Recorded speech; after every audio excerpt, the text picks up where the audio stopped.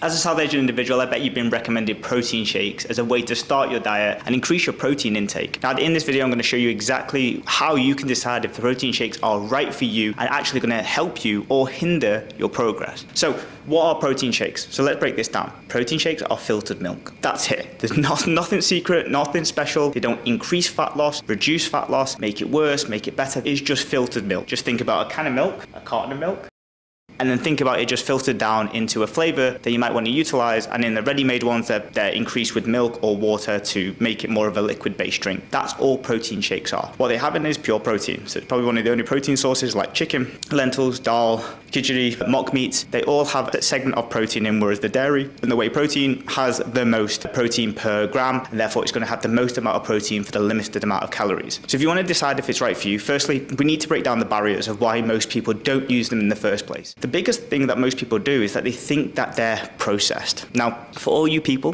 that are worrying about protein shakes being processed, but then you're drinking alcohol, you're eating takeaways, you're eating chocolate bars, you're eating packs of biscuits, you probably need to check yourself in other areas as opposed to worrying about if filtered milk is too processed for your diet. Now, I've heard this before with aunties saying, oh, protein's a steroid, which is not. As I just mentioned, it's filtered down milk. But the education gap of how you utilize protein is where the biggest part is missing. So let's take you through what I would say as a classification of whether you should be using protein shakes or not using protein shakes. And the reality is it comes down to taste. If you enjoy having a sweet flavored chocolate, strawberry, banana, salted caramel drink that's less than 200 calories, that's going to take away your sweet cravings and increase your protein intake, then I would find a good one for you. Most people just haven't tried enough. Like, I've been through hundreds of protein bars, shakes, powders to find the right ones for me. I personally like Perform Whey, I like Ghost, and if you're on the cheaper side of things, I do still have some My Protein, but just recognize that if it says it's 70% protein or 80% protein, it's probably more than likely 40 because they don't give you what they should. So when we're looking at like that element, it's about taking cravings away, the increase in protein, and then the taste side of things. If you don't like things that are sweet, if you don't like things that are overly like kind of flavorsome, this is probably not going to be a great thing for you because it's all about consistency. Because whether you get it from chicken, whether you get it from dal, whether you get it EAAs, whether you get it from protein powders, they're all very much alike, accounting outside of calories and outside of taste. The consistency is the most part. If you don't agree with using protein powders because you don't like the taste, then you're going to take them less. And therefore, when you take them less, you're not going to be consistent with them and you're going to fill your calories with something else that might not be conducive. So it's about consistency. Once we know it's filtered down milk and maybe the vegan ones are more pea-based, you're going to look at should you be having it within your diet. It doesn't make anything better or worse. Sure, there is a small amount of calories that go into a protein powder versus like a chicken breast or a piece of beef because the chicken, the beef, the lentils all have different things in. They have carbohydrates, they have fats, and then they have some protein, whereas this is just pure protein, so the calories are going to be less, which then makes it easier for you to then stay within your calories and eat a lower calorie diet, which then gets the fat off eventually. If you don't like the sweet stuff and you're like, right, what else can I use? I think there's so many other variables that it's not even a big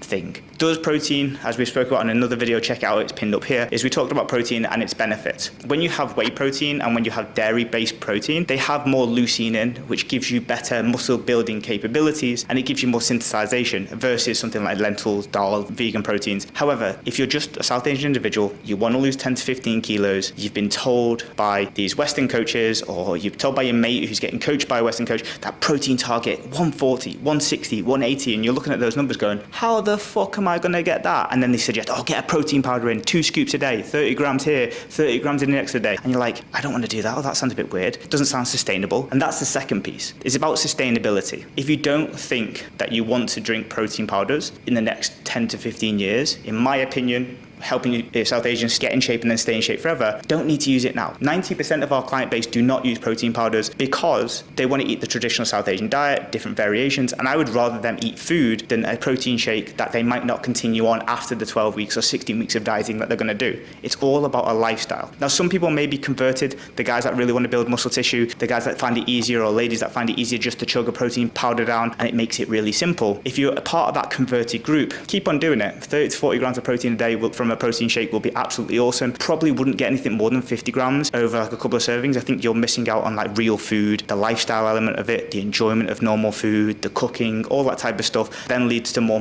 frequent meal timings, which keeps you on a diet, makes you more consistent, less hungry. But one a day or something like that would be absolutely fine on that concourse. And here's how I would set it out if you are wanting to try this protein powder. I would do two things. I would make sure that you have a meal structure in the daytime, so breakfast, lunch, dinner, and maybe a snack. And then I would work out when the best, easiest time is to have a easy, add some water type of drink, and then utilize it as a way to bridge the gap with efficiency, time, and maybe a busy schedule so that you can still get the things that you need in. Most people in the daytime might not get a quote unquote break for lunch. It's much easier to drink a protein shake than heat up a full veggie curry and rice, or at the parties and in the office place. It's going to be much easier for you to just drink a protein shake and then have more frequent meals later down the line, maybe dinner, snack before bed, and breakfast, and then lunch can be something small like a protein powder, which just gets you something in that doesn't lead you to going to getting a sandwich. And it's more like damage limitation. You take the protein powder for efficiency, and then you then make sure that you don't do any other bad decisions because of it. So sometimes it's not about you going forward and what the benefit of it is. It's more about like,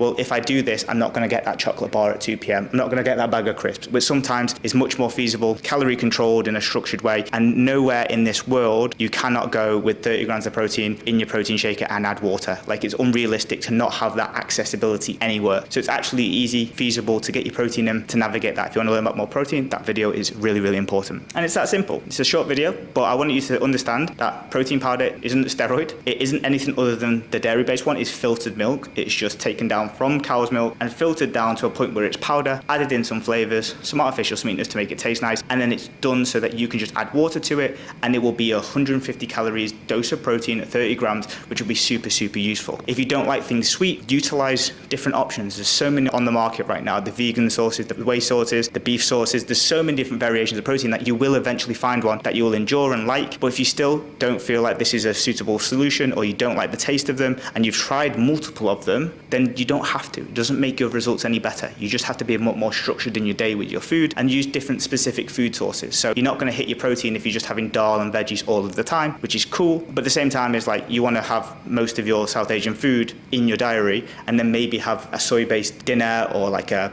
egg-based lunch if you're having eggs, or if you're having yogurt, you can obviously fill your protein that way. So there's so many ways that you can get it. It's not an actual big factor. It's a massive common myth that most people miss out on, or they're fearful of, because they think about it being ultra processed and sweet. And I would just question, if you're so worried about that, put the chocolate down. If you're so worried about that, put your biscuits down. If you're so worried about that, put your takeaway down. If you're so worried about that, don't eat outside food. If you're so worried about it being processed, have the same energy for everything else that you do outside of protein powder, and look at it logically. It's just filtered down milk. So once you remove that out of the way, is the 150 calorie protein shake a useful tool? Yes. Is it important for everybody? No. But can it be used as a way to create efficiency around your workday? Yes. Is it a way to live for the rest of your life? I don't think so. Personally, I don't drink protein powders during my building or maintenance phases. I have it during the diet because it's low calorie and it's easy to do. I do have protein powder during my maintenance, but I don't have it in a shake. I have it with cereal as my breakfast, just so I can get protein and I have cereal, so I don't have to have an extra meat sauce for breakfast, for example, or yogurt for breakfast, which I don't really like. So you can just add it if you need to across the weeks, but it's not, if you don't think it's sustainable, you don't think you want to use it for long term, just find other ways to win. There's so many other ways to do so. Protein bars, soy chunks, proper meals, yogurt and berries. Like, for example, they're all going to have protein in. It's a choice, and it's nothing absolutely essential.